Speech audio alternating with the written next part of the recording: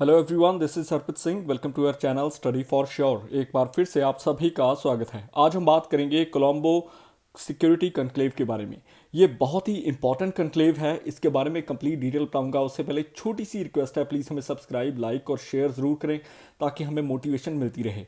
The print या फिर various जो न्यूज़ आउटलेट्स हैं ना, कुछ गिने चुने, उन्होंने इस चीज़ के बारे में जिक्र किया है। लाइकवाइज की 8th deputy national security advisors की मीटिंग हुई थी, जिसका हिस्सा इंडिया भी था। अभी आपके दिमाग में होगा कि कोलंबो सिक्योरिटी कनक्लेव ये सुना हुआ है। देखो, यूपीएससी में भी इस चीज़ के बारे में प्रश्न पूछा गया था। देखो, आपको कुछ चीज़ें समझनी होगी। फिलहाल के लिए बांग्लादेश रिसेंटली इसका मेंबर बन चुका है। अभी कोलंबो सिक्योरिटी कनक्लेव आखिर ये किस चीज़ के बारे में बात करता है? ये बात करता है मैरीटाइम सिक्योरिटी, जो इकोनॉमिक प्रॉस्पेरिटी है, लाइकवाइज ब्लू इकोनॉमी, इसके रिगार्डिंग। कोलंबो सिक्योरिटी कनक्लेव जो है ये एक रीजनल सिक्योरिटी कनक्लेव है, जो कि समझो चुनिंदा मेंबर्स के रिगार्डिंग किया जाता है। जैसे कि भारत हो गया, श्रीलंका हो गया, मालदीव्स हो गया, ये इनिशियल मेंबर्स थे और धीरे धीरे ये मेंबरशिप बढ़कर अभी 5 तक पहुंच चुकी है। यानी कि जो पांचवा मेंबर है वो बांग्लादेश रिसेंटली बन चुका है। और इसकी एनएसए लेवल पर भी मीटिंग होती रही है। जैसे डेप्यूटी एनएसए की मीटिंग है, वैसे एनएसए यानी कि अजीत डोभाल जी भी इस चीज़ को रिप्रेजेंट कर चुके हैं 2021 में। और दिसंबर की जो 23 की मीटिंग थी वो भी अजीत डोभाल जी के द्वारा ली गई थी। और आपको अभी समझना होगा कि डीएनएसए क्या है। 8th deputy national security adviser की मीटिंग अब हुई है और नेशनल सिक्योरिटी एडवाइज़र की मीटिंग आने वाले समय में यानी कि कुछ महीनों में इन 2024 आप देख पाओगे। श्रीलंका इसका एक बहुत ही अहम मेंबर है और साथ ही साथ जो भारत है, या फिर मैं बोल दूँ मालदीव। मालदीव वही है जिसके जो प्रेसिडेंट मोइजू हैं उनके साथ आपको पता है कि ऑनलाइन कुछ कंट्रोवर्सी हो गई थी, राइट। और उनके जो मंत्री थे या फिर मिनिस्टर्स थे, उन्होंने कुछ बयानबाजी गलत की मोदी जी के बारे में। अभी के लिए ये जो मीटिंग हुई है ये मॉरिशस में हुई है। 8th मीटिंग जो हुई थी ये मॉरिशस में हुई थी, जिस पर जो मैरीटाइम ड्रिल्स के रिगार्डिंग बात की गई या फिर जो एक्सरसाइजेस ये तीनों देश मिलकर करते थे उसके रिगार्डिंग, इंटरऑपरेटिबिलिटी उसके रिगार्डिंग, या फिर कुछ आने वाले समय में और कुछ एडवांसमेंट करनी है, बेस्ट प्रैक्टिसेस करनी है, उसके रिगार्डिंग हुई है। सीएससी एक ट्राइलेटरल मैरीटाइम सिक्योरिटी पर्पस के तहत लाया गया था, जिसके कि मेन मुद्दा यही होता है कि जो मैरीटाइम सिक्योरिटी है उसको एनहेंस किया जा सके, या फिर security and growth for all in the region, जैसा कि प्रधानमंत्री ने एक बार कहा था। और ये जो चीज़ें हैं ये बहुत ज़रूरी हैं अगर हम इंडियन ओशन में सिक्योरिटी चाहते हैं। वहीं पर अगर बात करता हूँ मॉरिशस की, देखो मडागास्कर के बहुत ही करीब है मॉरिशस, एक छोटा सा टापू, छोटा सा आइलैंड कंट्री है। और देखो, इन्होंने इनकी जो 5वीं मीटिंग हुई थी सीएससी की, उसके दौरान इसको ज्वाइन किया था। सेशल्स जो है वो इस बार ऑब्जर्विंग मेंबर स्टेट रहा। ऑब्जर्विंग मेंबर का मतलब होता है कि इनको अभी फुल टाइम मेंबरशिप नहीं दी गई, बट आने वाले समय में हो सकता है कि सेशल अगर ऐसे ही जुड़ा रहा तो इनको ऑफर की जाए।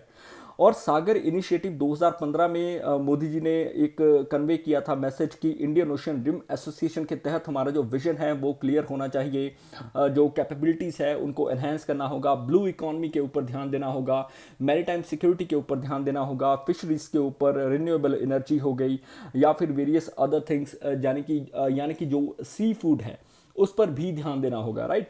सो ओवरऑल होलिस्टिकली डेवलपमेंट जो है इंडियन ओशन रीजन की वो इस पर निर्धारित है। सागर विजन की बात कर रहा हूँ। और देखो, साथ ही साथ अभी के लिए चाइना को एक थ्रेट जो है वो समझो कि चाइना की तरफ से भी हमें मिलता रहा है इंडियन ओशन रीजन में। आपको पता है क्वाकफू म्यांमार का हो, चाहे हम्बन टोटा हो, डुकम पोर्ट ओमान का हो, सो चाइना अपनी जो प्रेजेंस है ना उसको बढ़ा रहा है इंडियन ओशन रीजन में। वो चीज़ हम नहीं चाहते कि चाइना ओवर पावर हो या फिर हमें काउंटर करने की कोशिश करे। सो हमें भी मिलकर चलना होगा, क्योंकि देखो कहीं ना कहीं ये जो कंट्रीज हैं, इंडिया, बांग्लादेश और मालदीव्स, ये कहीं ना कहीं हिस्सा है बिम्स्टेक का, या फिर मैं बोल दूँ सार्क का, कुछ कंट्रीज जो हैं, राइट। सो इसके 5 पिलर होते हैं। 5 पिलर हैं, जैसे सेफ्टी एंड सिक्योरिटी, मैरीटाइम की, साथ ही साथ टेररिज्म को काउंटर करना, और ट्रैफिकिंग को, ह्यूमन ट्रैफिकिंग को रोकना, क्राइम जो होते हैं उनको रोकना, ट्रांसनेशनल क्राइम्स जो होते हैं ऑर्गेनाइज्ड तरीके से करवाए जाते हैं, humanitarian assistance. Transnational organized crimes का मतलब है जैसे कि लट्टे लट्टे, आपको पता होगा जिन्होंने राजीव गांधी की हत्या करवाई थी, जो कि एक संघ है जिसका कहीं ना कहीं लिंक श्रीलंका के साथ भी जोड़ा जाता है। So that what it means, right. अभी ये जो मीटिंग हुई थी ये वर्चुअल तरीके से कंडक्ट करवाई गई, और सेवंथ जो डेप्यूटी नेशनल एनएसए की जो मीटिंग हुई थी वो जुलाई 2023 में हुई थी मालदीव में, और सिक्स जो एनएसए लेवल की मीटिंग थी वो थी मॉरिशस में दिसंबर में 2023 में। और आने वाले समय में दिसंबर के नियर अबाउट ही होगी एनएसए लेवल की मीटिंग, क्योंकि जो डेप्यूटी एनएसए की मीटिंग है वो जुलाई में होती है और एनएसए लेवल की मीटिंग दिसंबर में होती है। सो ये काफ़ी इंपॉर्टेंट रहने वाला है, अगर आप किसी एग्जाम की तैयारी कर रहे हो उसमें भी काम आएगा। सो ये जो कुछ चीज़ें हैं काफ़ी महत्वपूर्ण हैं, इनको याद रखना। सीएससी कॉन्क्लेव के बारे में बहुत चर्चा में है, काफ़ी बार पूछा भी क्या है, जो वेरियस टॉप लेवल के एग्जामिनेशंस हैं उसके बारे में इसके जिक्र होता है, क्योंकि कहीं ना कहीं ये अजीत डोभाल जी का जो रोल है वो काफ़ी इनहेंस हुआ है। आपको पता है लास्ट टाइम भी जो नेशनल सिक्योरिटी एडवाइजर थे वो जो डोभाल जी थे, और अभी भी इनको ही नियुक्त कर दिया गया है। अभी इंडिया को रिप्रेजेंट किसने किया? इंडिया को रिप्रेजेंट किया है पंकज कुमार सिंह ने। ये डेप्यूटी डीजी डेप्यूटी एनएसए हैं, जो कि प्रीवियसली डीजी रह चुके हैं बीएसएफ के, और इनका जो करियर है आईपीएस फील्ड में काफ़ी बेहतर रहा है। और बांग्लादेश डेलीगेशन को लीड किया था लेफ्टिनेंट जनरल मिजानुर रहमान शमीम ने। वहीं पर वेरियस जो अदर कंट्रीज हैं उनके भी जो मेजर जनरल्स थे वो आए थे वहाँ पर, या फिर कोई सिक्योरिटी से कोई भी लिंक्ड अप हो तो उसको वो एज ए पार्टिसिपेंट भेज देती हैं, राइट। और इसके जो आने वाले समय में चैलेंजेस हैं ना वो कुछ इस प्रकार है कि मालदीव्स का आपको पता है कि इशू क्या हुआ था, राइट। उसकी वजह से देशों में तनाव आ गया, जिसकी वजह से कई और चीज़ें हुई। और देखो ये पहली बार नहीं हुआ, ये पहले भी हो चुका है। 2014 के बाद ये मीटिंग्स को रोक दिया गया था, द रीज़न बीइंग क्योंकि अब्दुल्ला यमीन की गवर्नमेंट आ गई थी, जो कि मालदीव्स के प्रो चाइनीज़ समझो प्रेसिडेंट थी, यानी कि इनका जो रुख था चाइना की तरफ ज़्यादा था। So that is the reason कि ये कहीं ना कहीं जो कन्क्लेव्स को आगे बढ़ावा नहीं मिल सका, और हम वहीं पर ये जो कन्क्लेव्स हैं रोक दी गई। मेजर इशू यही होता है, जो इंटरनल जियोपॉलिटिक्स या फिर जो नेशन वाइज जियोपॉलिटिक्स है ना, अगर वो चेंज हो तो उसकी वजह से जो वेरियस ऑर्गेनाइजेशंस डेवलप की जाती हैं वो एनहेंस नहीं हो पाती।